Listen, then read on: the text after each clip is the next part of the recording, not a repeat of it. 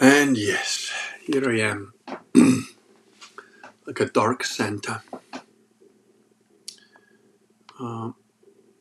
I've not put on the microphone because last time it seemed better without. It's Friday night on the 20th, so I expect I'll probably be talking to myself, which is fine. If someone does pop in, please let me know if the sound is okay. And oh,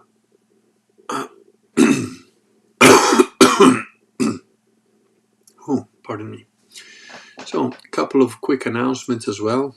The blog, which had been hacked quite deeply by, I'm almost certain, like state actors that are US based, is now back up.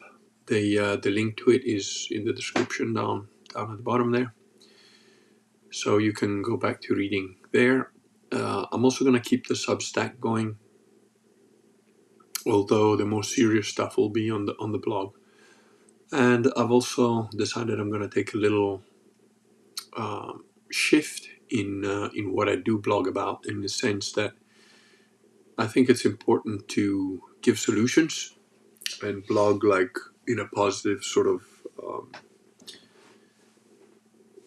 fashion. Essentially, there's enough nihilism, dark clouds, dystopic crap going on all over the place. And I think people want solutions to like how to actually materially improve their life and get away from clown world as much as possible.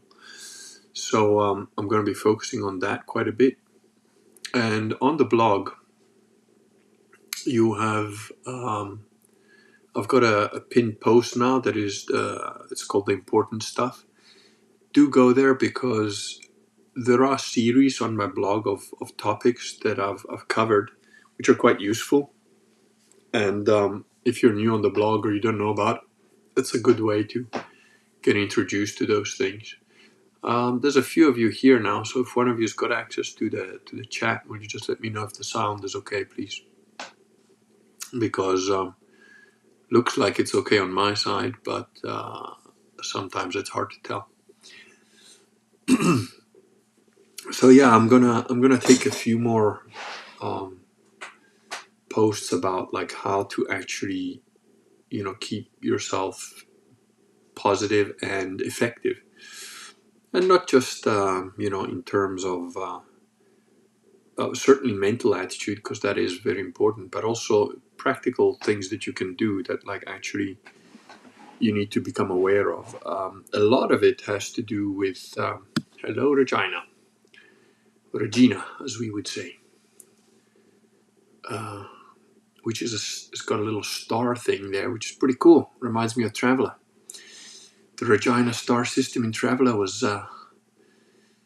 one where you often started off. Okay, thumbs up. So I'm guessing the sound is okay. So yeah, the main thing, you if you become aware of the level of deception that we've been subjected to on everything, I'm reading up about vitamins now, and it's like, what the hell? They're like, vitamin D is like rat poison. What? But it actually is. And the thing is, I took like vitamins here and there now and then, but let me just put this on silent. But I was never consistent with them, and I just thought, whatever. I sort of glaze over whenever dietary stuff comes on, because I just go by my gut, my instinct, and served me pretty well so far. So, not really.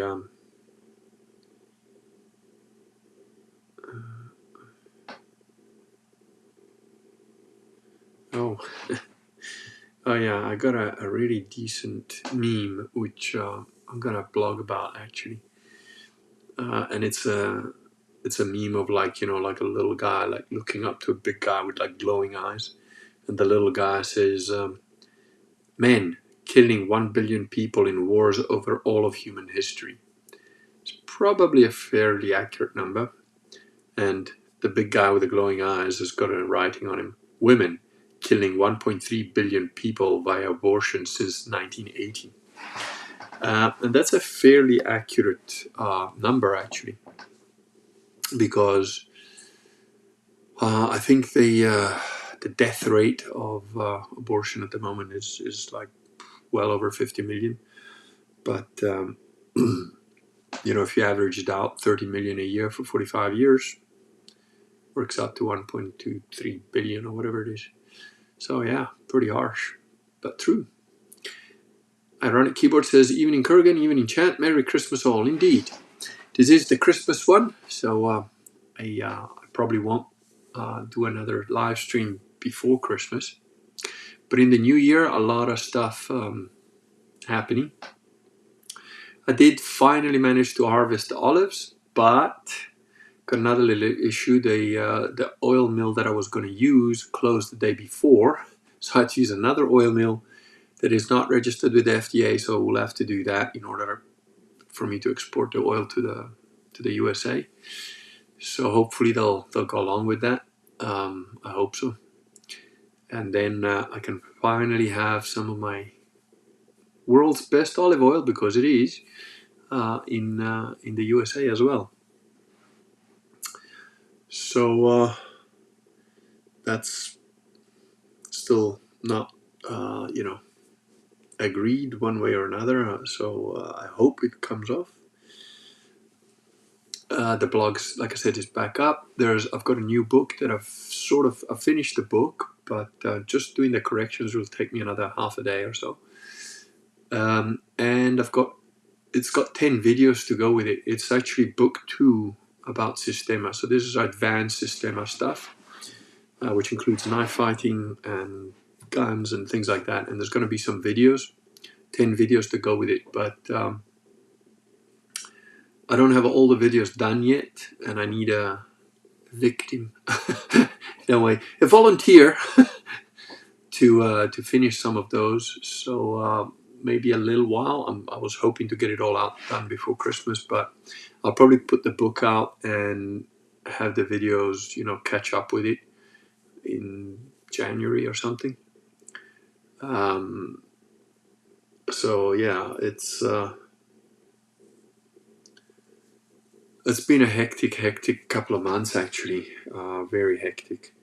And I'm just finishing off a couple of bits and pieces here and there so that I can just chill with my family over Christmas and New Year and so on. Woolly Ram celebrates 2 months of membership. Yes, thank you. By the way, we've got like enough members now that we're going to do members only streams. I said it was like 10 or something, and I think we have that.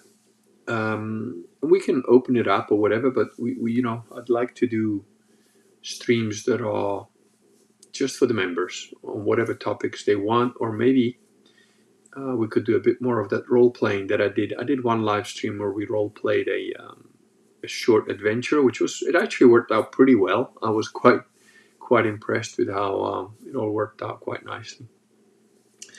So maybe we could do that. One of the presents that I've got my kids is actually a live-action role-playing game that was out in the early 80s called Killer.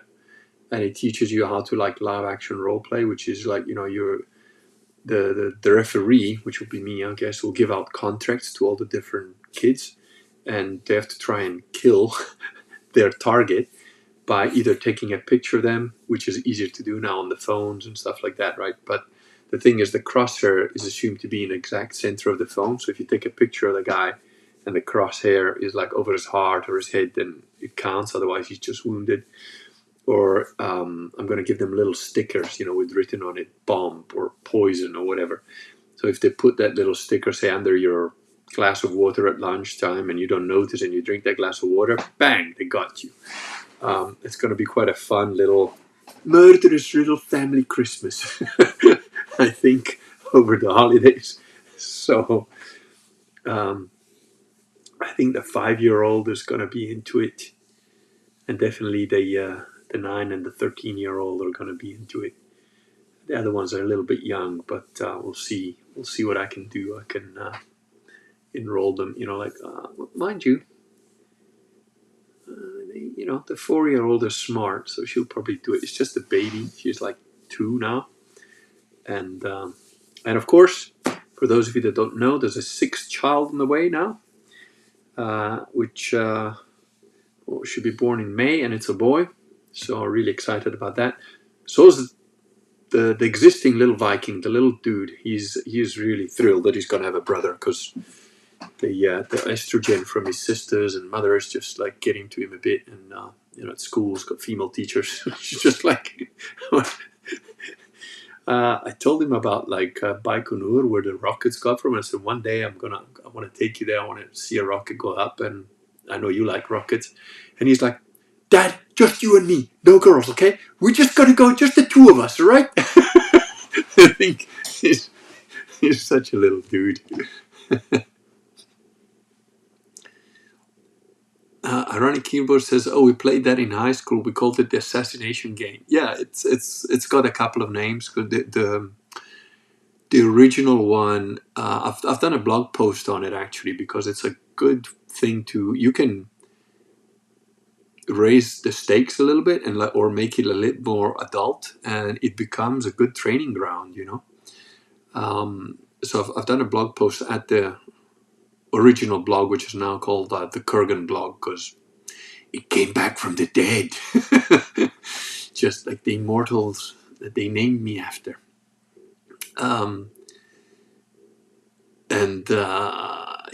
It's a fun game, but you can also use it as training for let's say you have to map read, and let's say you got to take out your mates only with the phone if you're zoomed in and if the crosshair is just exactly right. So it's an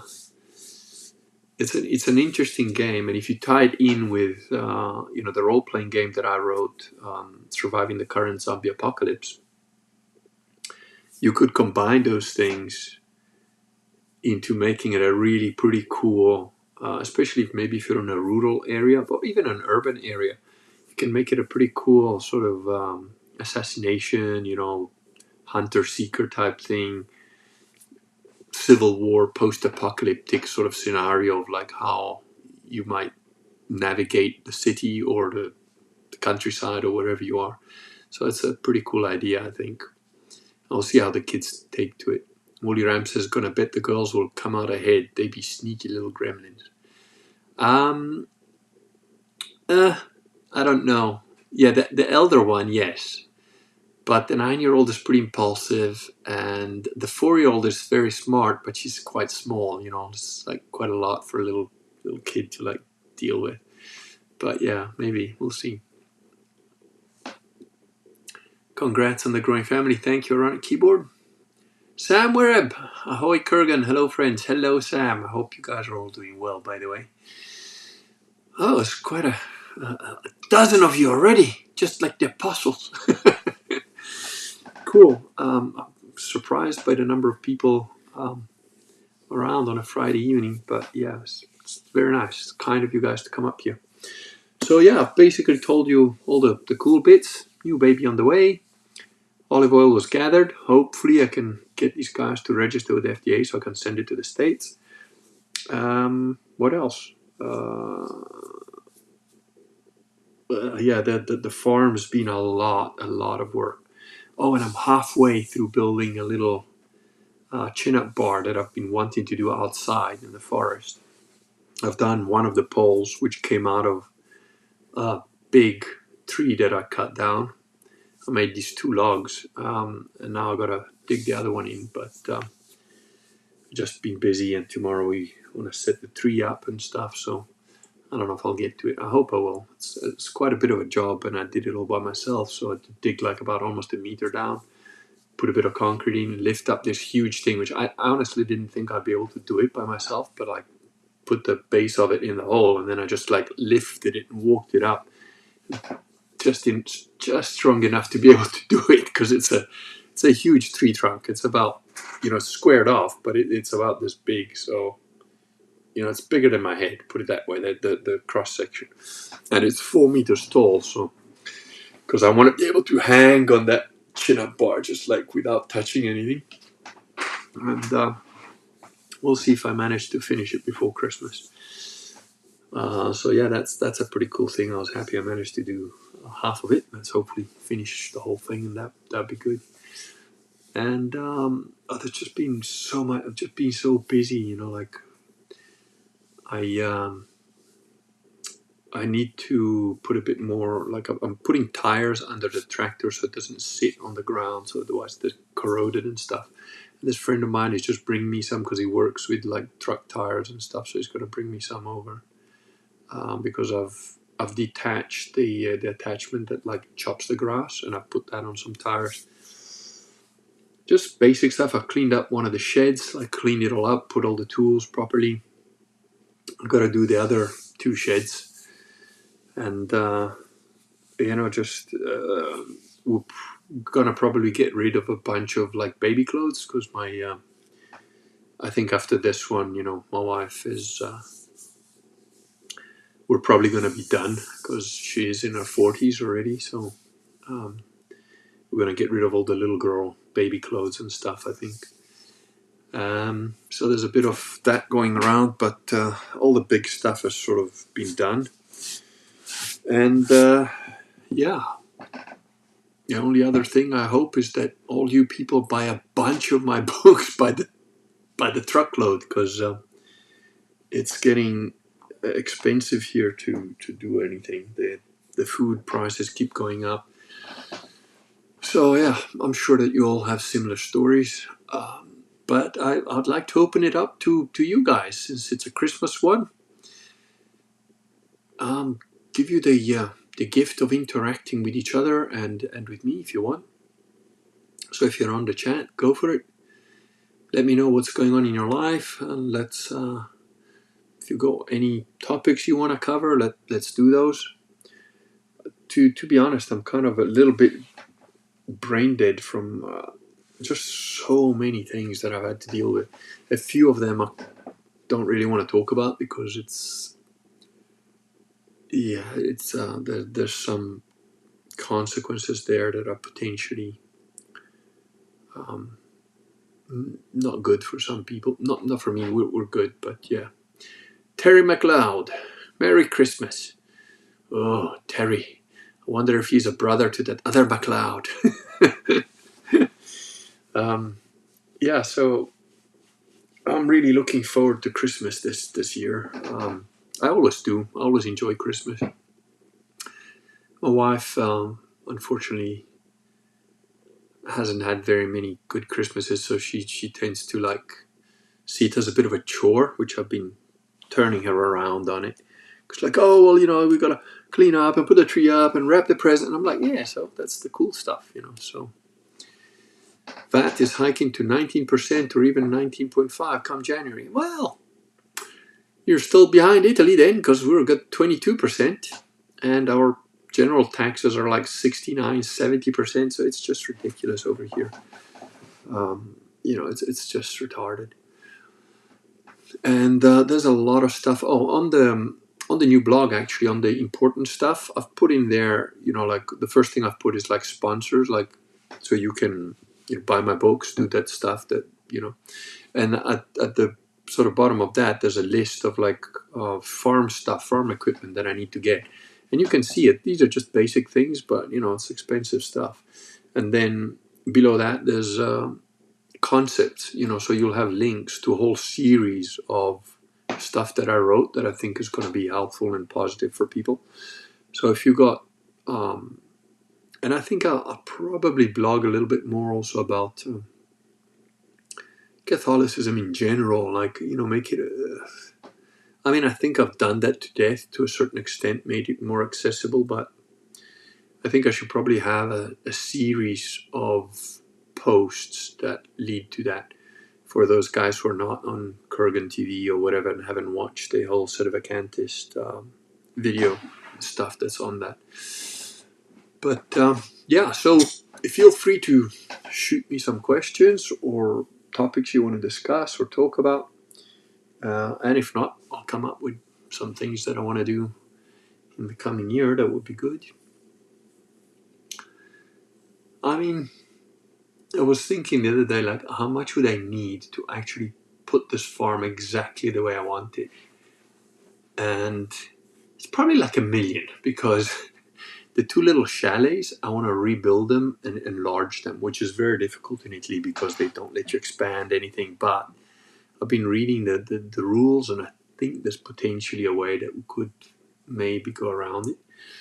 Because if I could do that, if I could build the two little chalets up a bit, and made them of brick instead of wood, and made them even 2 stories instead of 1 story, they would form like separate little houses, which would be pretty cool for when the kids grow up, because then the main house, could like house easily 3 or 4 of them, and then the other 2 or so can be in one of the chalets, and eventually when we get older, maybe my wife and I could just go into one of the little ones and give them the big house sort of thing. But I don't know, it's just one of the thoughts, but that would take several $1,000, and then I'd want to put this house right, because the guy who sold it to me left me with like a series of problems, including it's not seismically, anti-seismic stuff hasn't been done. That's probably a big job. That would be probably like, I don't know. I'm thinking if I'd also extend, like, there's the possibility to extend a little bit, like build another couple of rooms on top of one of the bits of the house. Yeah, I'm thinking easily $100,000 would go into that, if not more, and maybe say easily another 100 if we not build 2 little houses properly. So you're looking at $250,000 probably just to do that part. And then I'd like to really clean up the whole forest quite a lot, which would probably need a team of people. I'd like to fence off at least part of the property. I don't want to fence it all off because I still want wildlife to walk in and stuff, but I want to stop the truffle thieves to make it easy for them. I want to make it a bit more difficult for them. Put up cameras, change the main gate, change the fencing on some of the property. So, I don't know, $300,000-400,000, I reckon. That's a lot of books. Hope you guys read a lot. So, anyway, that's it. I've told you my thoughts on what I'm trying to do with the farm. What's going on in your lives? Woolly Ram, you're in Israel, so what's happening there? Are you going to be moving to the Golan Heights, which they seem to have just taken? Like, I'm really enjoying the world politics at the moment. It's just ridiculous. It's like, Russia is an evil warmonger, but Israel is, they just sort of, after Syria got taken over by the good guys, Israel just decides to take a chunk of Syria. And, nobody says anything about it. That's pretty cool, right? Woolly Ram says, speaking of Catholicism, have you found or thought of a way to explain why we honor Mother Mary, specifically how to circumvent American mummy issues? Oh, it's a bigger problem than just American. It's a whole Protestant issue. The whole Mary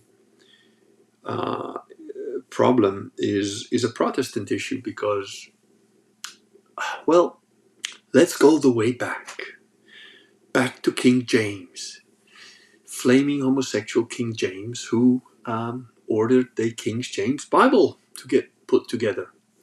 Now, we know that King James was absolutely, fully, 100% gay because there's whole books worth of letters that he wrote to his male lovers. So we know he was a homosexual. It's not in dispute. And it's not in dispute that the King James Bible was commissioned by him. And it's not in dispute that an alternative name for the King James Bible is the Freemason Bible. Because, again, it's not in dispute that King James formed the Masonic temples as we find them today, which are, satanic temples.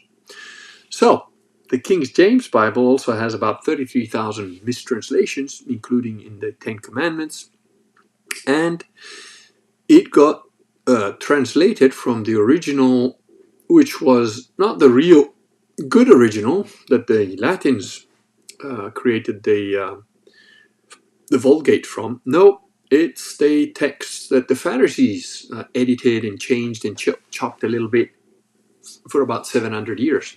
So they used that to do the King James Bible, and then they did another job on it to reduce the importance of Mary and women in general and change kind of the aspects of how Jesus is and so on. And then, of course, Protestantism was born. Now, you tell me, the guy who started Protestantism, Martin Luther, he had a penchant for wanting to have sex with nuns, and was also on record saying that, if the wife is unwilling, then just use the maid, regardless of whether the maid wanted it or not. So he was clearly a sexual deviant who, supposedly being a monk, wanted to have sex with nuns, and married one, and was all into rape, called reason the whore of the devil. So we know what that came down to, and we know that clearly somebody like that has got some mummy issues. And the second guy that supported all this nonsense, of course, was Henry VIII. And tell me if he didn't have some mummy issues, considering that he divorced a bunch of his wives. So it stems from that. And then it stems from the fact that Protestants are binary thinkers par excellence. They do not deviate from this. They're all black and white. They're essentially all Calvinists, which, is basically mentally challenged people who can only consider two options, and they have to be absolutes. And to some degree or other, all Protestants are really fall into this category. They are incapable of any kind of nuanced thinking. So what happens is there's a passage in the Bible that says, wives, obey your husbands, and it's like, it's absolute, it's absolute, yeah, the wife has to do whatever I say, And so you reduce women to basically kind of a slave, which is not the intent, and it's not how Catholicism has interpreted those passages in the Bible. Yes, the woman should obey her husband, and nor is it, because it's gone the other way, right? So it started out with women should just be quiet and obey their husbands, the Protestant version. And then it became, yes, wives should obey their husbands, but your husbands, you have to love your wives. So, and it's completely cucked the other way now. So they're putting women on a super pedestal and all that, which we know Protestants do this. So there is never a healthy, normal relationship between men and women in Protestantism. It's either the woman has to basically just obey her husband and be kind of a non-person, just like a robot, or she has to be pedestalized because she's such a fragile, beautiful thing, and she's perfect, and we should never criticize them, and we should believe all women all the time, and blah blah blah. And they're both extremes, right? The Puritans, who created America? The Puritans, right? They're all the freaks, right? And those guys have got some serious sexual issues, most of them. Do you notice that it is in generally Anglo-Saxon and Teutonic people that have the biggest problems with things like marital infidelity, pedophilia? There's a lot of sexual dysfunction in Protestant countries. Now, humans are all flawed, Catholic or not, but in Catholic countries, you don't have anywhere near as much of this. It's increasing because we're getting the exported Hollywood zeitgeist all over the planet. So it's getting worse. But in Italy, Brazil, like Catholic countries, traditionally Catholic countries, yes, there's infidelity, but it's half accepted, and it's not. Divorce is still a pretty big deal. Even though they're completely secularized societies and so on. And women are understood better. I mean, Vox has got his Sigma Game blog, right? And it's kind of childish. It's a little bit, sure, it's valid. It has, it has a place. His social sexual hierarchy thing is it's fine. It works. It definitely is descriptive and it's useful. Sure, I agree. But the level of detail that they tend to go into, and it's like it's quite funny how yes, the social sexual hierarchy that Vox came up with exists and it's quite valid. But if you take the average Italian, that's even a nerdy Italian, his capacity with women is an order of magnitude better than the Anglo-Saxon equivalent. I've seen some really cool interactions where, like, Vox keeps going on about, oh, never listen to what a woman says and blah blah blah. Yeah, okay, fine. It's not wrong what he's saying, but I'll tell you a story.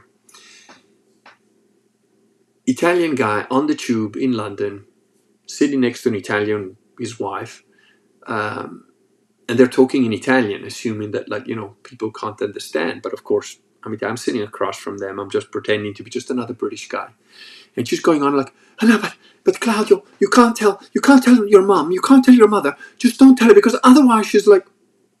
And the guy wasn't, he wasn't like an alpha dude. He was just like a normal guy. You could see, he was like. And he just looked at her and he goes, I'm not lying to my mother for you. She's like, no, but then she'll think that I was lying. And like, and again, he looked at her and goes, well, you were lying. So the fuck do you want from me, sort of thing. And, he was still polite about it. He goes, well, you did lie. And you're like, no, but, if she asks you, you should just not say, at least just don't say anything. Don't say anything. If she asks me, I'll answer. I'm not lying to my mother. Like, it's your problem. You caused the situation. And then she just like, blah, blah, blah, blah, and she started attacking like from 50 different directions, right? She came up with all sorts. Oh, do you remember that thing that happened? And I was just listening to all this, pretending not to, but like, listening to it. And the guy, he just turned and you just see, just a whoop, just put his bubble of like, your bullshit's not affecting me. Just chilled out, just sat there. So I had one of these things on the phone that like, stay calm and keep shooting or whatever, like one of those that you can type in your thing. And so I just wrote on there like, remember the apple in like big like words. And then, I just like caught his eye. And when she wasn't looking at me, I just turned the phone to him and he looked at it and he just, he was totally serious. He was having a pretty shitty like interaction with his wife. And he was like, no, just looking like this. I'll take my glasses off so you can see my eyes better. He was just like, sort of like this. Just like she's babbling on and he's just like zoning her. And then like he looks up, sees the thing, goes, he got it. But the thing is, an English guy would either be like, oh, cowed, beaten, or like arguing with him or just start a fight and be like, no, well, okay. And Italian dude, it's just like, yeah, you can babble your bullshit. I'm not fucking listening to it. And I'm not lying to you for you to my mom. That's it. That was it. You could see that guy wasn't going to budge, And I saw another interaction where I wanted to, I didn't make a note of it. I remember it because it was, I don't know, it was something in the village that happened. It was just like some random little weedy, nerdy kind of guy that, you can see sort of like is a bit of an incel, but like even his interaction with a random like woman, it was funny. It was like he actually kind of, I don't know, has a feeling for how to deal with women that is intrinsically, naturally just better. And that comes from not having this ideology that is essentially Protestant in nature, that, women are this or that. They're like put in a little box. No human being fits in a little box. So it just doesn't. And by the way, that's going to be, in the theoretical models of society, that's a series on my blog. My blog got hacked just before part 6 came out. Part 6 was going to be on women. So that shortly will come out as soon as I get a bit of chance. There's another blog post I really want to make about Chris Langan and his CMTU stuff, which is fucking nonsense. And Vox is going to interview him, I think, apparently. Good for him. But I think, Vox puts a bit too much stock in like, oh, this guy's the smartest man in the world. And Yeah, well, go and look up how he did those IQ tests and where he got that score from. There's a bit of, but Vox is American. I suppose he's always been a bit more um, prone to the flashy status thing appearance, which is fine. And Chris Langan is a smart guy. There's no doubt about that. Does he have a 200 IQ? I doubt it. I very much doubt it. And I'm gonna explain that in some detail in my blog post about him, which is gonna have to be a little bit long because I'm gonna, his whole CMT, cognitive model theory of the universe. There is nothing new in it, absolutely nothing new in it, and it's using obfuscating language. I personally believe absolutely on purpose to make it more complex to understand, so that people are like, oh well, it's too smart for me, kind of thing. That's what I think.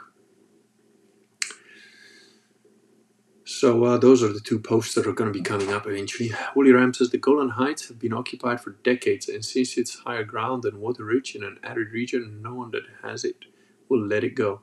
Yeah, but I mean, it wasn't occupied by Israel fully. I mean, they've taken a whole chunk of stuff out of there, haven't they? Freeman on the Sand says, hey, if I don't get to say it later, Merry Christmas. Thank you, Freeman. Merry Christmas to you too. Shannon Colt says, have you heard of the little season theory? I'm savoring Advent. Each day preparing a little more towards Christ's birthday. No, I don't think I have heard little season theory. I don't even know what it applies to. Theology, or climate change, I don't know. So enlighten me. I'll be interested to find out. Wooly Ram says, do nominally Catholic countries still have larger families? It seems they do. It seems that having sisters helps men in understanding women. I don't think that having sisters necessarily helps understanding women, because it's the social milieu that you grow up in. If you have sisters in England, you're still in essentially a pretty matriarchal type of feminist society. And it's only matriarchal and feminist because the men are so weak in England. Pathetic, really. In Italy, there's an intrinsic, deeper understanding of the fact that women are different from men. It's just a natural, it's like saying water is wet. I mean, duh. There isn't an Italian that would read like Vox's social sexual hierarchy and sort of go, oh, good God, I never realized that like women lie. It's just, and the social sexual hierarchy of Vox is only about men, really, and it has value in that respect, sure, but I can see that increasingly he's probably trying to give good advice to younger men, I suppose, which is fair. I mean, I try and do the same as best I can. But it's still very, it's okay, to do it that way for the masses. It's like training martial arts with the Japanese, right? They tell you what to do, and it's okay for 80% of people. It's good enough, right? Pareto principle, 80% of people. And of course, you can't please everybody all the time, sure. But the tendency, especially in Anglo-Saxon countries, especially in English-speaking countries, especially in Protestant-based countries, and when I say Protestant-based, I mean the zeitgeist was Protestant. Most of Protestant countries are actually atheistic, agnostic, not anything. They don't really go to church. They don't really believe this or that. They're social Christians. They're churchians. They're not Christian anything. They're not religious in any real way. And that's the point. They're essentially secular. And once you have a secular society, well then, it's a race to the bottom. Then really.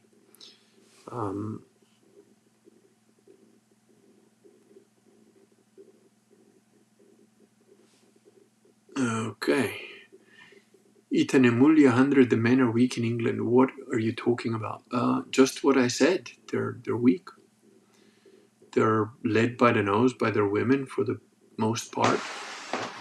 Look at what's happening in their country. They've got a complete communist telling them that if they retweet something, they go to jail.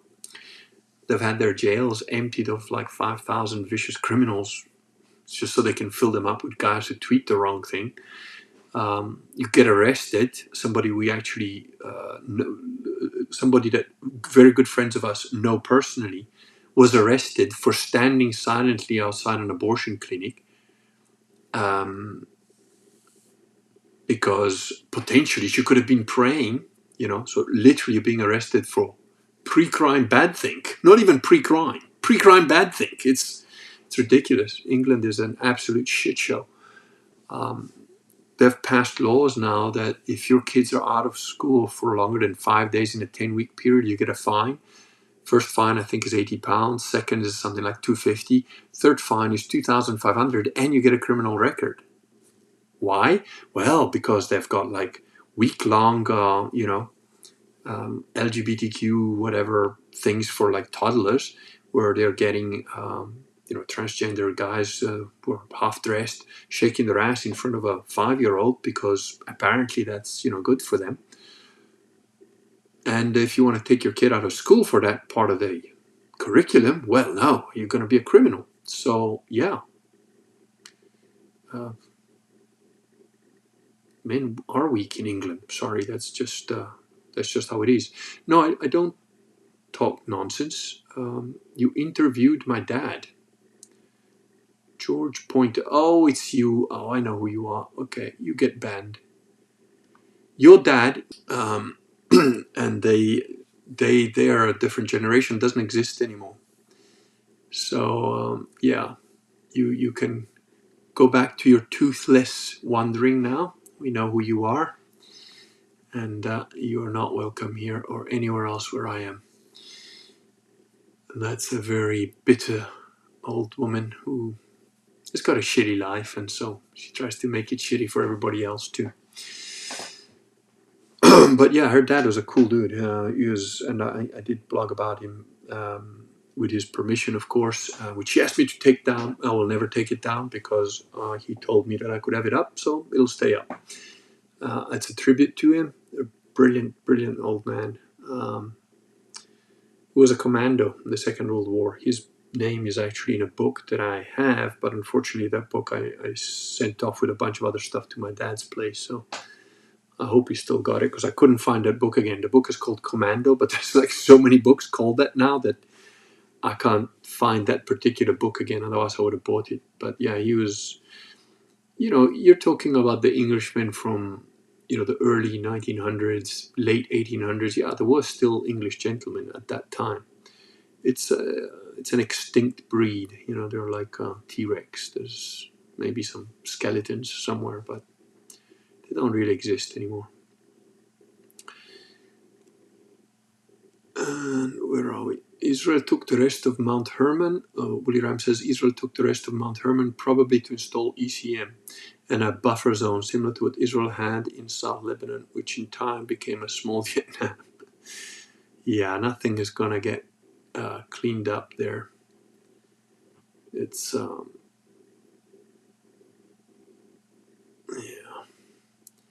it's going to just keep getting messier. Anthony says, I would say the country with the worst incels is India. India produces the creepiest incels. I'm not going to disagree with you there. I think it's on BitChute because it was banned from YouTube. But I've done my take through the world's countries. But yeah, I wasn't saying England is the worst country by far. I mean, Australia is way further down the list than England still. But yeah, it's not a good place. England is not in a good place. And are there still decent English guys? Oh, well, I certainly know of one of them, but he lives in Hong Kong. Off the top of my head, manly men that are English. Oh yeah, I met one dude who's But again, he's a really cool guy, Ranulph Fiennes. I met him 3 times, spoke with him a bit. Has written several books, very good books. He definitely is a tough dude, no doubt about it. But if you look at his personal life, when it comes to women, he kind of got a bit hard done by, I think. That's just my opinion, and I respect the man. I don't want to disparage him or anything, but again, they don't really know how to do anything. It's it's not limited to English people. I mean, one of the best exponents of Systema that I know, it's like that's just how my mind works. It looks for like what's the weak spot, and this guy, I mean, is machine, all right. Like in terms of martial arts, I can't touch him. I can't go. He's like way like orders of magnitude better than me and better than pretty much everybody else I've met. But then I saw him interacting with his wife, and it's like, oh wow, okay. So, I guess she ninjas him in another way that he's not really. I don't know. It's like it's not about. It's just.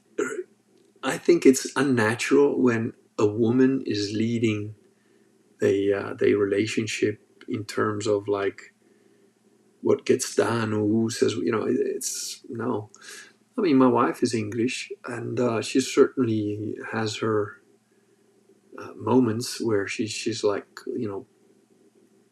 sort of put her foot down on some stuff. But I mean, the last thing I remember her really putting her foot down and saying, no, you're not doing it. It was, I wanted to rappel down a cliff face that, in fairness, since that's happened, most of that cliff faces come sliding down at some point or other. So definitely not stable. And I had climbed from the bottom up that cliff face at least twice. And then I said, no, but I want to rappel down her. I want to go and find that looks like there's a cave up there. I want to go dig. And she's like, no, you're not doing that. You're not climbing up there again. And I was like, no, but I mean, I'll do it safely. She's like, listen, there's going to be times when I get to say no to stuff. And this is one of them. You're not doing that. I'm like, okay, but maybe like from the top with a rope, if I really, a strong rope tied to like, car. Not a car, you're not tying it to a car. Maybe a huge tree, if there is a huge tree up there. And even then, I want 2 ropes. And, it's like, oh, okay, I'm fine. And, I had to give it to her. But, I mean, generally speaking, and, she's a very intelligent woman. She comes up with some very cool, rational things that, one of the things I've noticed that she's good at is I'll be trying to fix something on the car or something will go wrong with like the last thing that my car's roof wasn't opening properly.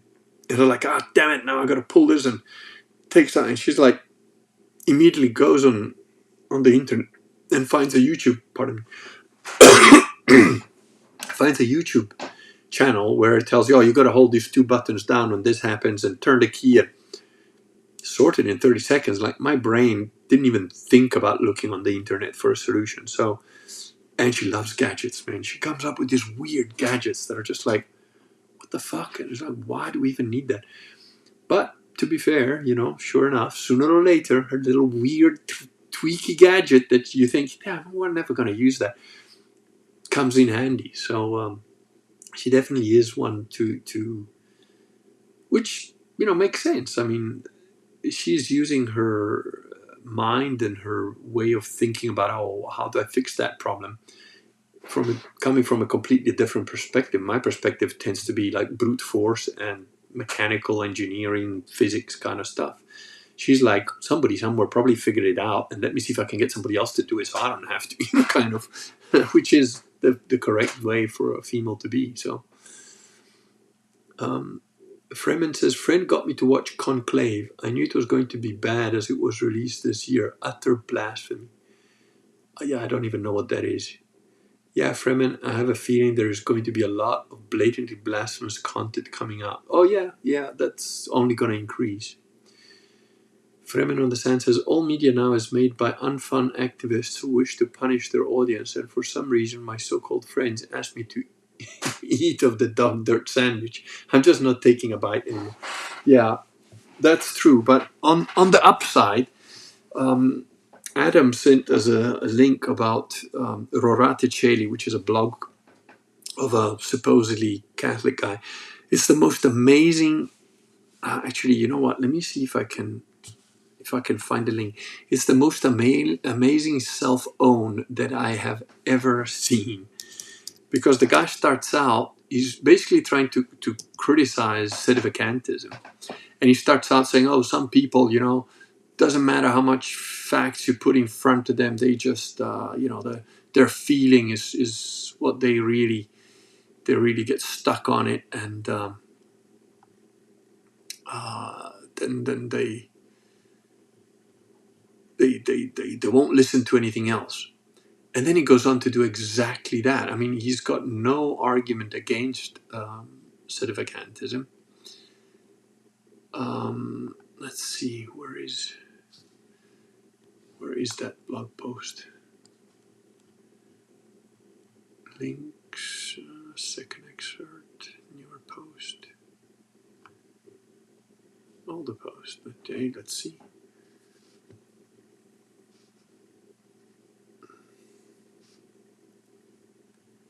I don't know, I can't find, it obviously wasn't a recent one.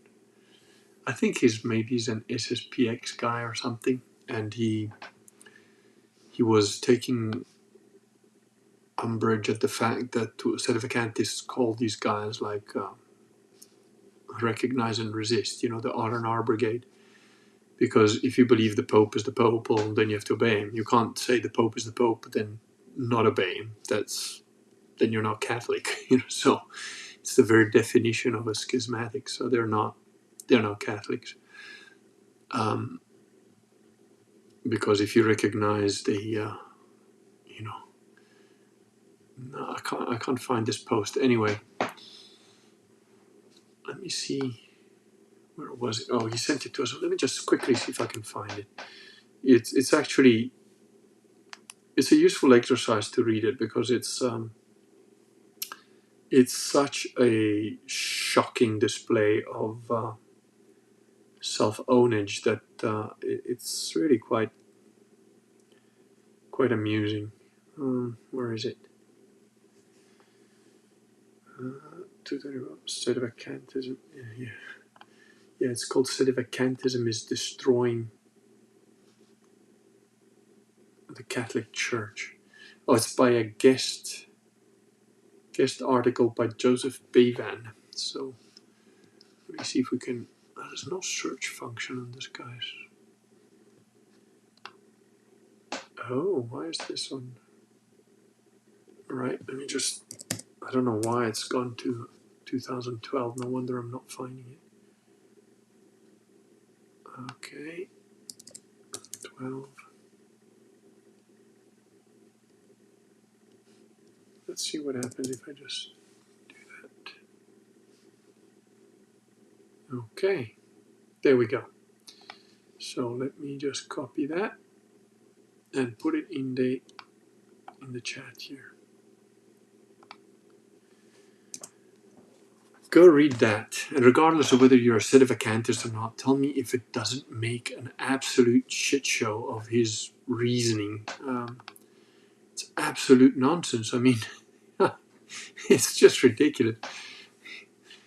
But that's the level of thinking that we're at. So basically what this guy is saying is like, well, I to think that the sedevacantists are right really makes me feel very, very uncomfortable, and no, I can't deal with that. So yeah, I'm just gonna pretend the fake Pope, is actually a real Pope, and that the Church is okay, even though he has zero argument against sedevacantism. He doesn't know how to say anything. He's just sad.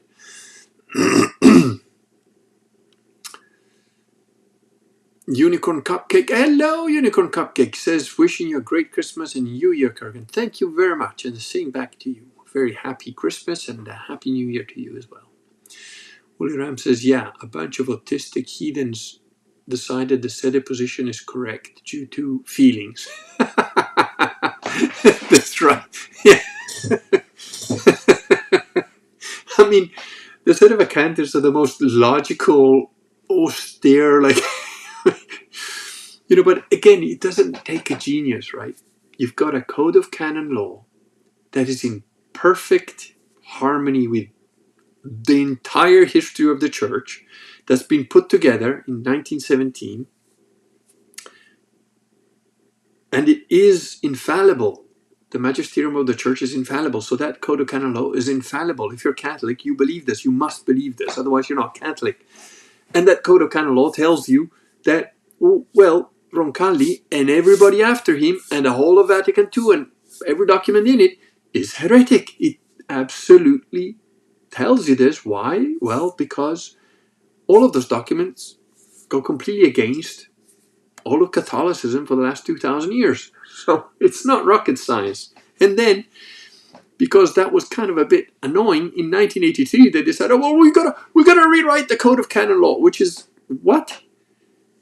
And so the original Code of Canon Law, which is the only valid one, the 1917 one, which reviewed tens of thousands of documents to make sure it was all in keeping with every papal encyclical and every dogmatic position that the church has ever taken for 2,000 years. There's no contradiction. They're all in there.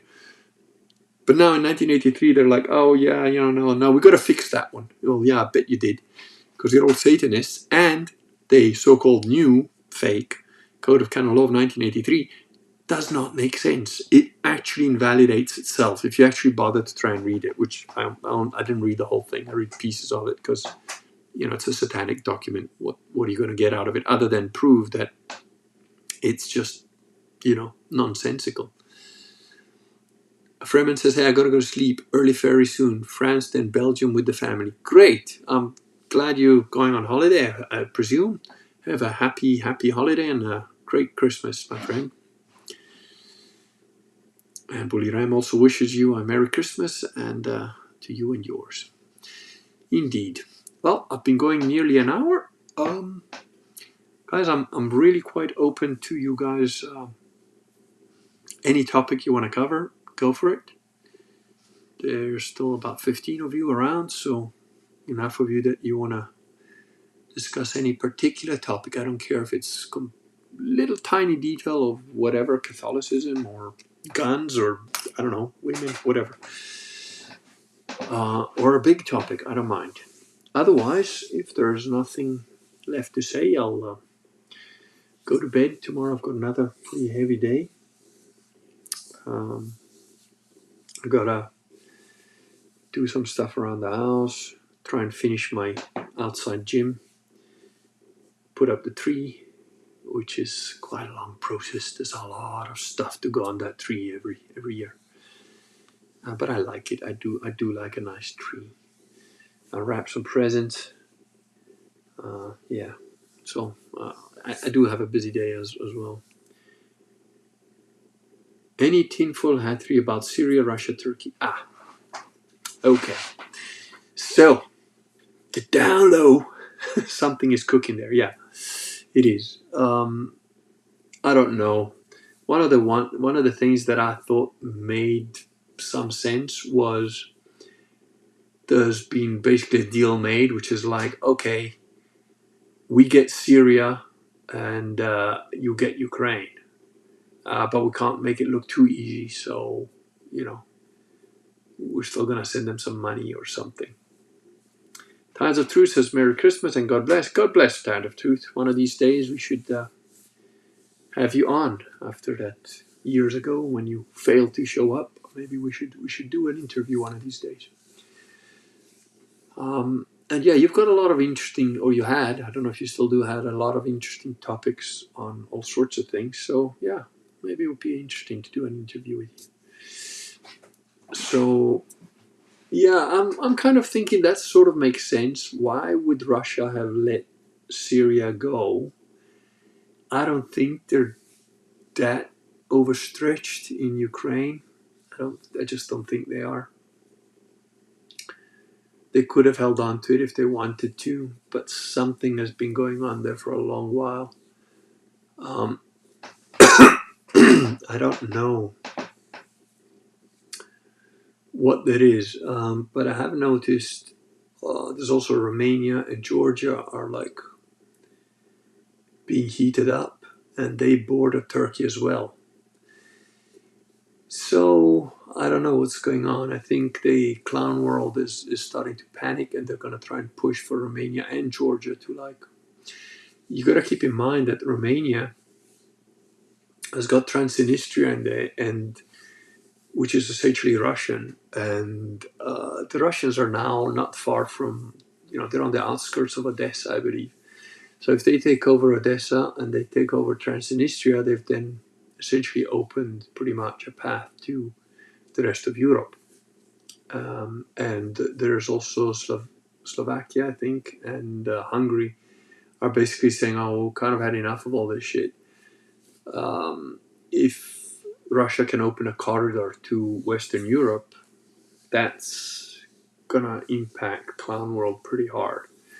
Personally, I was a little bit disappointed that Kamala didn't get in America, because if she had got in America, America would have burned to the ground a lot quicker, which means hopefully that all the American military bases that are in Europe would have retreated back to the continental USA, which is what every European would really prefer if that happened. And I'm pretty sure that the average American citizen would like that to happen. Certainly, the guys in the chat here have mentioned that multiple times, that they're quite happy to do that, to have their countrymen back in their country instead of military bases around the world. Yeah, but there's a very interesting theory about, this Trump and Putin being one side of the coin, and all the freaky weirdo leftist things, Kamala and all their bunch, being the other side of the coin. But really, they're just two sides of the same tribe that is apparently running things. There are the so-called ultra-orthodox version of this tribe, and then there's the very liberal/atheistic version of these tribes.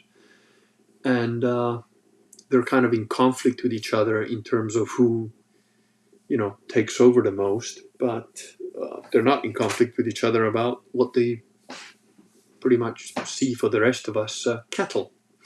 We are their cattle, pretty much. That's how they see things. And Tides of Two says, we don't like being an evil empire. Yeah, I know. Look, we don't like having a completely cucked government. It's Holy Ram says the Shabbat and the Lubavitch rabbit hole. Yeah, I don't know. It's of all the various weird theories, that one makes some sense to me.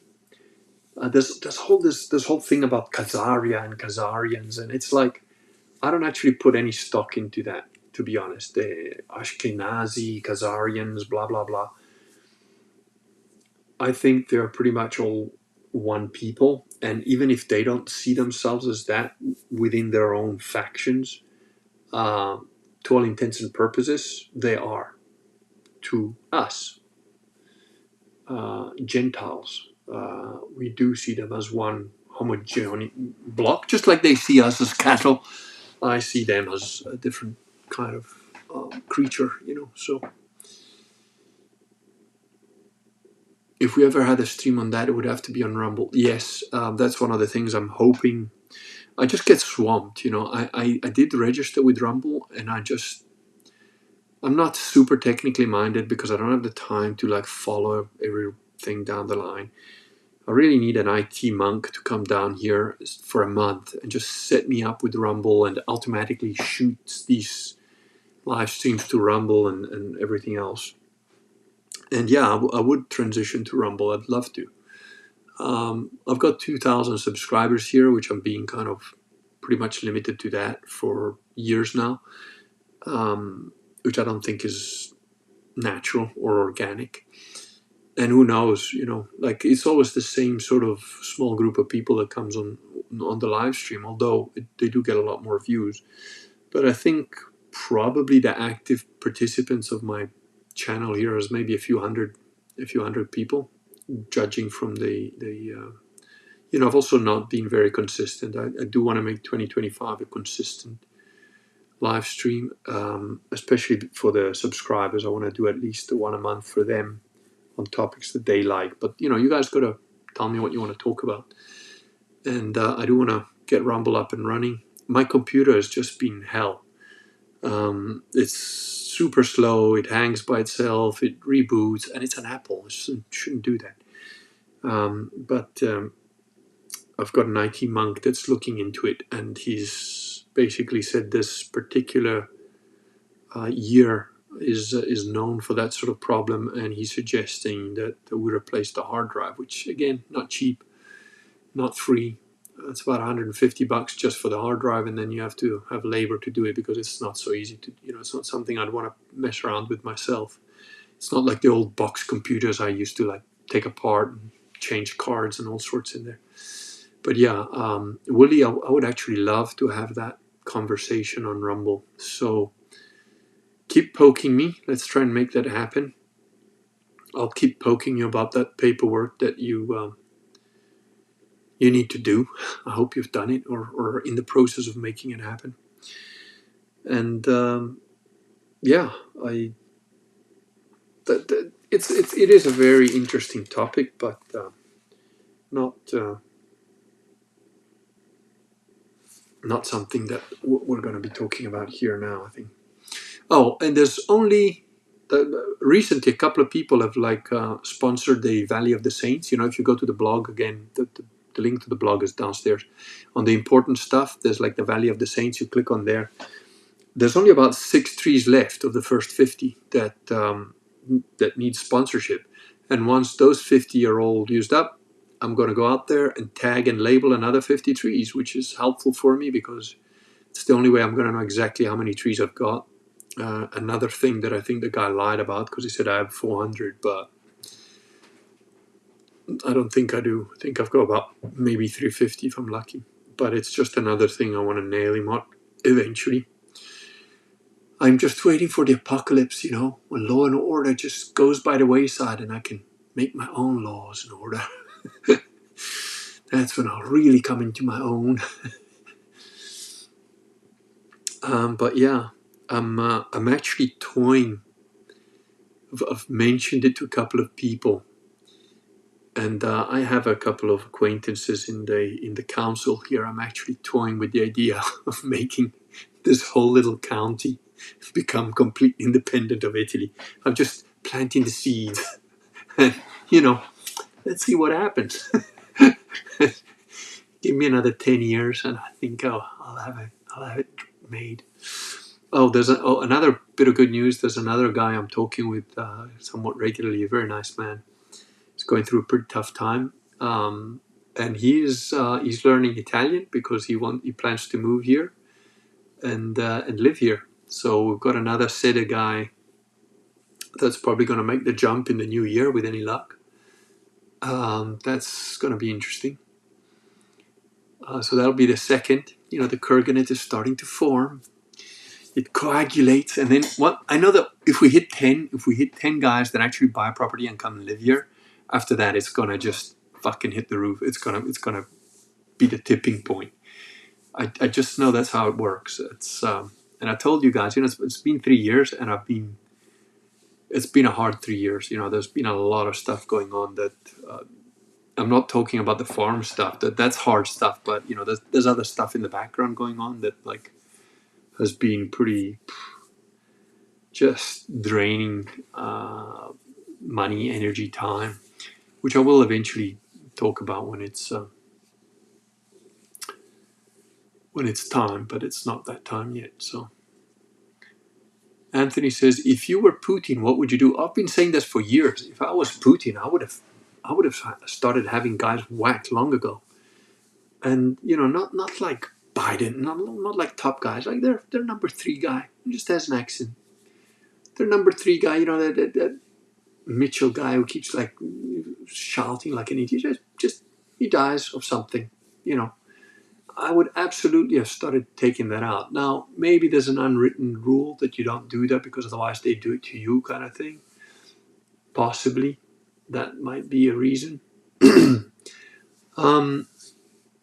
I think Putin is doing pretty much everything right. I don't know the reason why I let Syria go, and I'm thinking there must be a decent reason. But what I would absolutely do if I was him, I'd be doing a little bit of what the Americans are doing back. I would start like, little color revolutions in like, hey, Venice. The Venetians have been wanting to go independent for over 20 years. In fact, there's a movement of it that I'm registered with along with a bunch of other people. And they recognized Donetsk and Lugansk before anybody else did. Way back in 2014, they recognized them as independent, places, and they want similar. They've written their independence manifesto in Russian as well because of that. And they've got a UCC, a Universal Commercial Code, which is what all the countries that after America has basically created. See, Italy is not a nation; it's a business, and it's owned by America. And all these countries have got this UCC, but this guy managed to get a Universal Commercial Code for the Veneto region. So it's like saying we are a country, we're our people, we're our own. And he's followed all the international rules about how you become independent and whatever. But he's just like one dude, So although there is an organization behind it, and he's kind of hanging on to it because I think that's how he makes his living. And I think they try to poison him a little bit. So, it's a little bit not easy. But if I was Putin, I'd be financing like color revolutions in Georgia, Romania, Transnistria, and other places, from Spain to all of Europe. Why not? That's what the Americans are doing in Georgia and all the other places, and they've got a stranglehold on the governments of Europe because they're all bought and paid for, one way or another. So I'd be trying to do the same back at them. Not in that I would think that would necessarily achieve very much, but just give them another headache. Just give them another headache to worry about. Why not? Wooly Ram says, welcome to the Philotto Baronet. First, you must pass the Kurgan-Vox Sapiens test. Oh no, it wouldn't be a Kurgan-Vox Sapiens test. It would be a Kurgan Sapiens test. I'm friends with Vox. I like him. He's a nice guy, whatever. But Vox's methods of measurement for who he associates with, lets close to him, is very different from mine. Very different. Yeah, Putin has been playing the long game since the 90s, Anthony. You're absolutely right. And it is a smart, it's paid off dividends, absolutely. And I think it's part of his character. I mean, he'd have to be that way because he wouldn't have got to power if he wasn't that way, But who knows? I tell you, the level of deception that's been going on in... I was going to blog about that again. I hope I remember. There's 3 blogs I want to really do. 1, the level of deception. 2, the thing about Chris Langan. And 3, the on women thing, on the theoretical models of society. And there's many other topics I want to cover. But in fact, you know what? I'm going to write these 3 down because otherwise I'm liable to remember 6 months from now that I didn't do that bit. I see now I've opened my book where I've written a whole bunch of things just left to do, and it's so tragic. Most of them are not done. So there's that one. Theoretical models of society number 6. And what did I just say was the other one? The level of deception. That's right. So the level of deception is really interesting because it's down to fundamental shit, the whole way this whole planet is run, the fact that you've got 6 Bidens and 4 Trumps and all of the body doubles, the technology that has been hidden from us, which I've known about for 30 years, from anti-gravity to all sorts of other stuff. The medical technology that's been hidden from us, like the psychothronic healing chambers that I talk about in my Overlords of Mars series.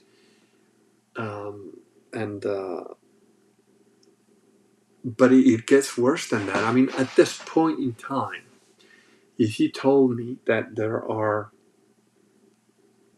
actual aliens running various governments underhandedly, which is a slight kind of a theme almost in my my trilogy. My Nazi Moon is the full book with all 3 books in it, but it's the Overlords of Mars series.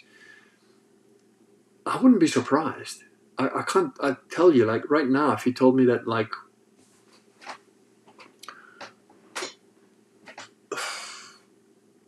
I don't know what would. Okay, if you told me that the Earth really is flat, that would be. I'd be like, no, fuck this. I'm checking out because it isn't. All right, but that's the problem. You see, they've created such chaos and they've destroyed so much stuff has come out so quickly, like from the fact that vitamins are like rat poison, like D3 vitamin is rat poison, to all sorts of things to do with the whole last 4 years, the vaccines, COVID, all that stuff. So much nonsense has been done and said, and so much so-called accepted science has been proven to be absolute rubbish, complete nonsense, that have created such a state of confusion for most people that if you didn't have a very strong concept of logic and objective reality to begin with, which people like me do have, luckily, you would question, like, is the Earth flat? And that's the whole point, and that's why they throw it in there, because then they make you a retard. It's like Alex Jones, right? Alex Jones has been going for 30 years, and like 30 years ago, when I wrote The Face on Mars, and people were like, "Oh, well, you're that's crazy, you're a conspiracy theory," but you shouldn't listen to Alex Jones. And I'm like, are you fucking retarded? Alex Jones is a gatekeeper. He always was. He's been a gatekeeper for 30 years because he says one bit of truth and then he slings in a bunch of total fucking nonsense, or he twists the concept that he's talking about into some bullshit. It's again like Milo, Milo Yiannopoulos. Oh, he's gone full Catholic. No, he's not. He's a gatekeeper, preventing actual people who want to become proper Catholics, like me, which, if you're a proper Catholic, there's no difference between you and the guys who went on the First Crusade. Right? Think about that. If you're a proper Catholic, there's no difference between you and the Knights of Malta in 1565, who held off 40,000 Muslims. That's Catholics. That's actual Catholics. Milo Yiannopoulos is, first of all, a Freemason. He does all the Freemason signals. He is a gatekeeper who's trying to funnel and channel all the people that might become actual proper Catholics, i.e., the kind who might go on a crusade, to become this either roped into his nonsensical, fake, Freemasonic, satanic version of Catholicism, or get so disgusted by him and his antics and everything related to it in the whole Novus Ordo order that they just abandon it and they keep being just, loose farts in the wind instead of organizing and becoming something. So, yeah, and Ironic Keyboard says the devil likes to wrap his lies with truths. Yes, exactly. Because the more confusion and chaos and doubt you can sow in people's minds, the worse it gets. Wooly Ram says it even goes down to tiny things like how it recently was discovered that cooling a bruise is bad. But I've always known that, you see, because if you do martial arts for a long, long time, and they put ice, I never put ice on any of my fucking wounds. And it's like, yeah, talk shit. No, put ice on it. It's like, why? Your body is trying to send blood there for a reason. And you want to put ice on it, which restricts the blood vessels. Why? Is the swelling so bad that you're going to get a hematoma and die because it's in your brain? Okay, then. If I had a big fucking head injury and I was like starting to like fade out, yeah, I would put an ice pack on my fucking head because maybe it'll slow down the hematoma that's forming. But really, you want to get to a hospital where they drill a hole and take out the overpressure from the burst blood vessels. Heat is what works, for injuries. You heat it up after, not immediately, right? Not immediately, because then you get too much blood in there. But afterwards, you want to heat it up and move it, and you want to use it as soon as possible. Gently, carefully, but you need to use it. So yeah, but it's absolutely that the level of deception is so huge. That's why I'm not really posting on Syria, and it's a distraction. Syria, Ukraine, unless you're in Ukraine in a trench getting your ass blown up by a fucking drone, what does it matter to you? What does it affect? Does it affect you? Sure. Price of petrol's gone up, price of gas has gone up, price of food has gone up. Yes, those are real things. So deal with those real things. What can you do about the price of petrol going up? Travel less, find an alternative transport, buy a bicycle. Food's gone up, grow your own food. Deal with the things you can deal with. And, you know, I've got a few series. One is on the theoretical models of society, which is the big picture, and that's very important. Then I've got another one which is like a little bit more lighthearted, and it's on war and civil unrest. It's a bit lighthearted, but it's also practical, very quick fixes for certain things. And then I'm going to have, I'm thinking of doing an actual, maybe a documentary or a little video series or something of actually what it's like running a farm, what it's like living on a farm, what it's like, what you need to do.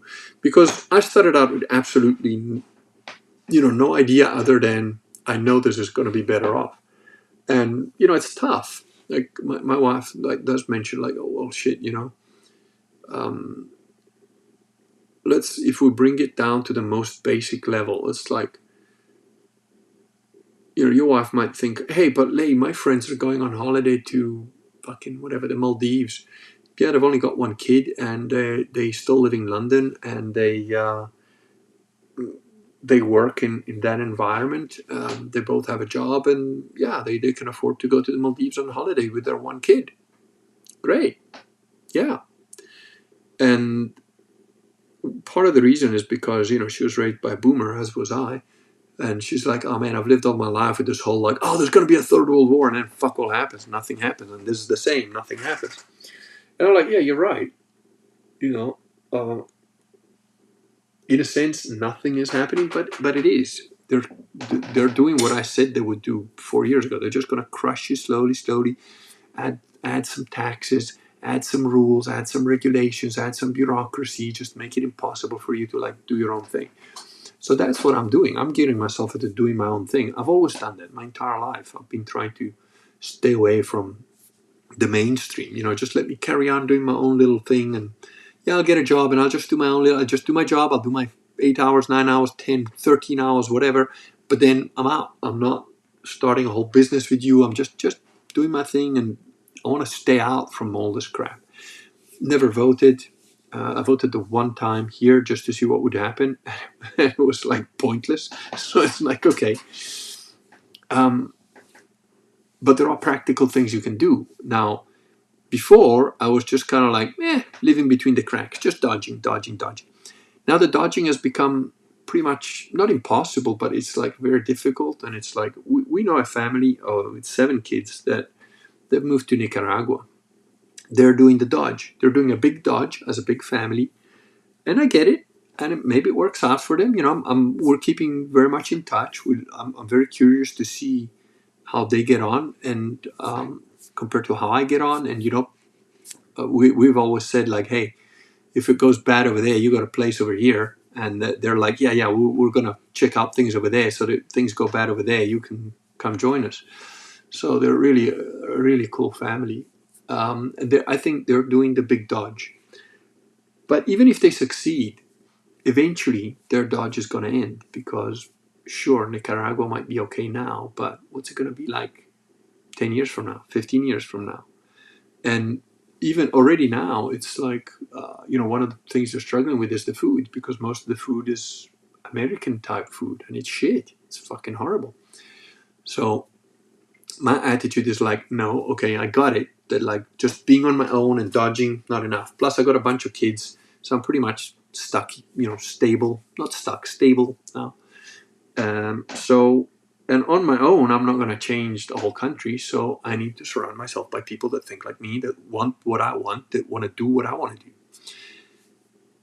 I've got another good 20 years left. I'm 55.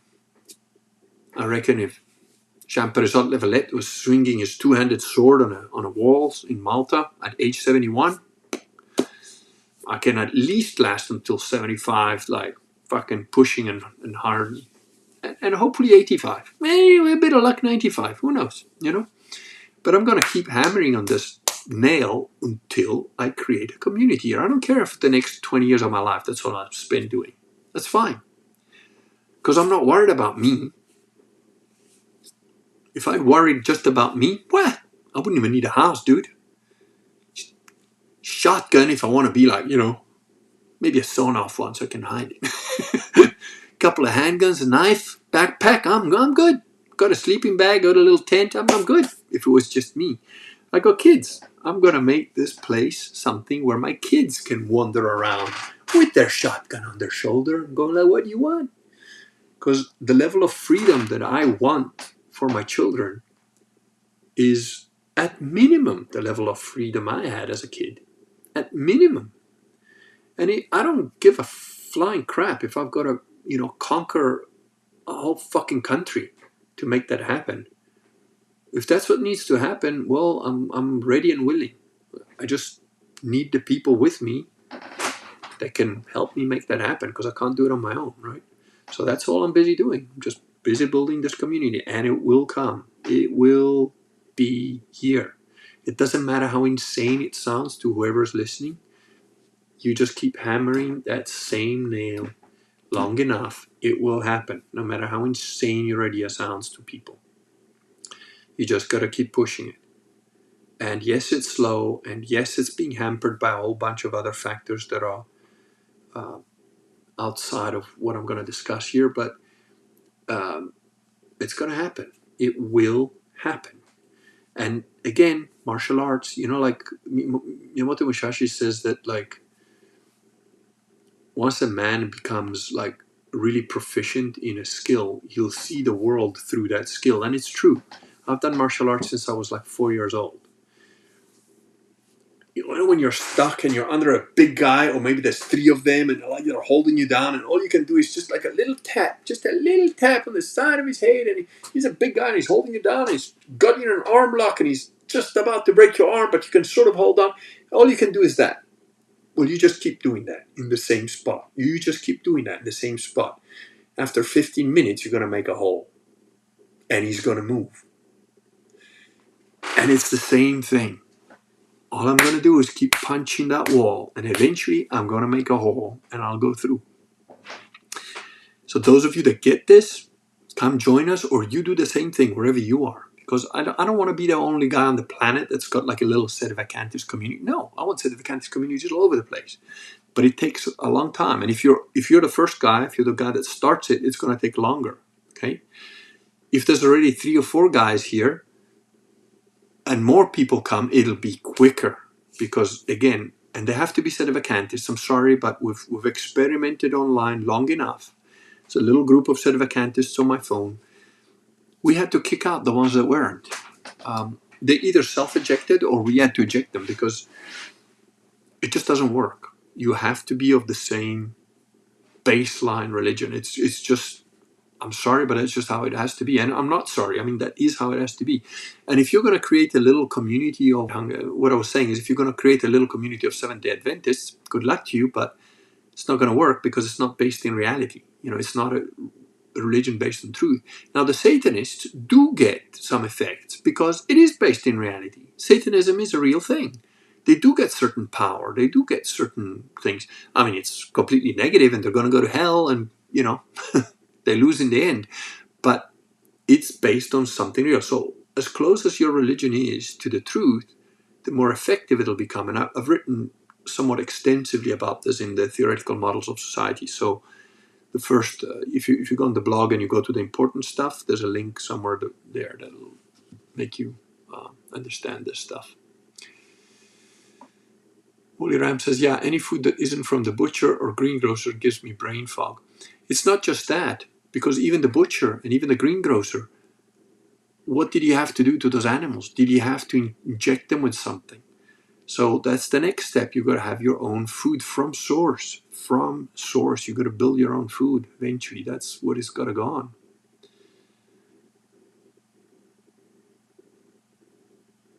Tide says 100% and right on. Driving on dark, crazy road at -20, so can't comment much, but good stream.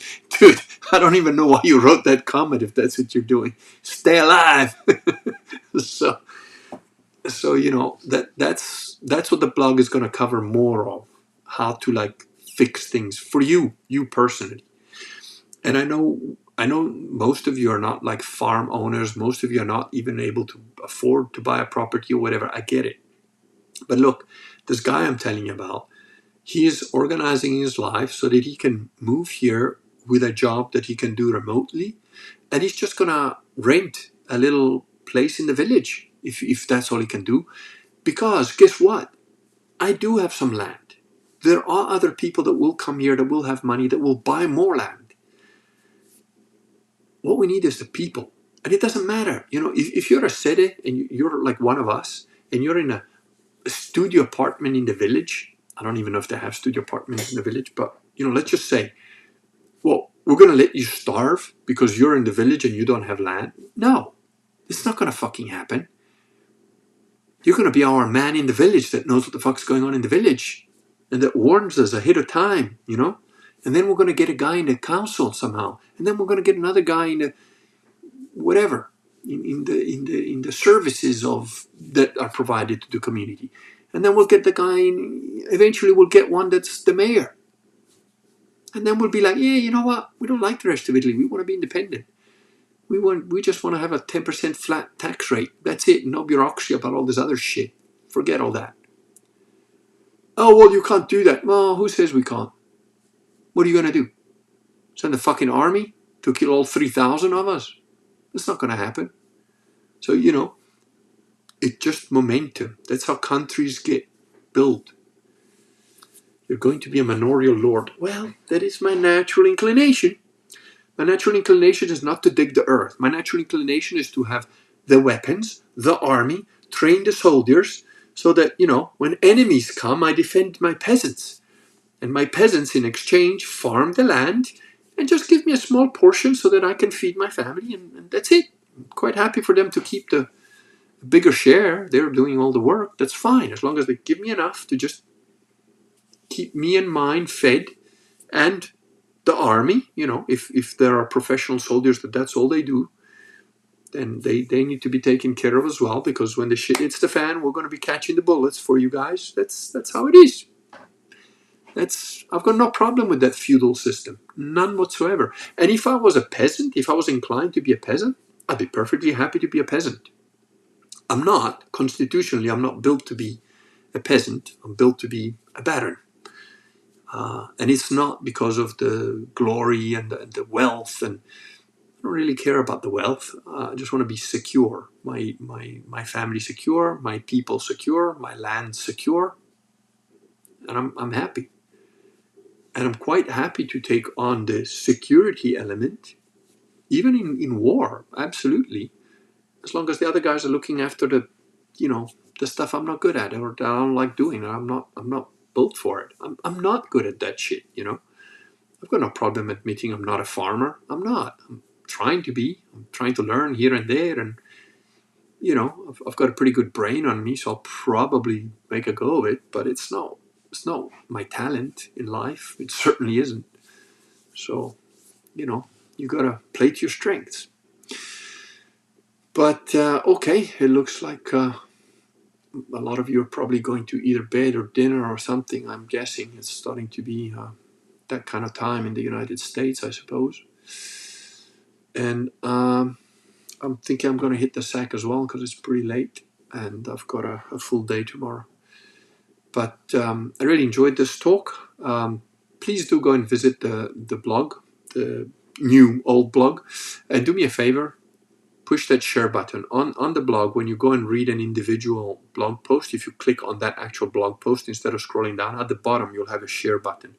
Click on that share button and then spread it on Facebook, on whatever. Just do me that favor.